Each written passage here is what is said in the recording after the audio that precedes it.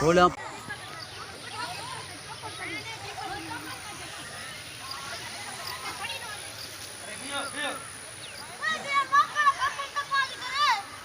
Deputy director ज़रायत Mohammad Akram Memon साहब असां सां गॾु आहे। हींअर असां दर्स में मौजूदु आहियूं जिते माकड़ खां बचाव जो स्प्रे हली रहियो आहे। ग़रीब आबादगारनि जे फसलुनि खे माकड़ खां बचाए पियो वञे।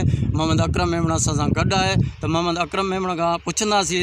असां ख़ासि करे नंढे ज़मीनदार खे चओ त नंढे ज़मीनदार जेको वॾी महिरबानी आहे सिंधियुनि भाऊ वारनि जी, जेको असांजो फसल तमामु काजी तबाह थी वियो।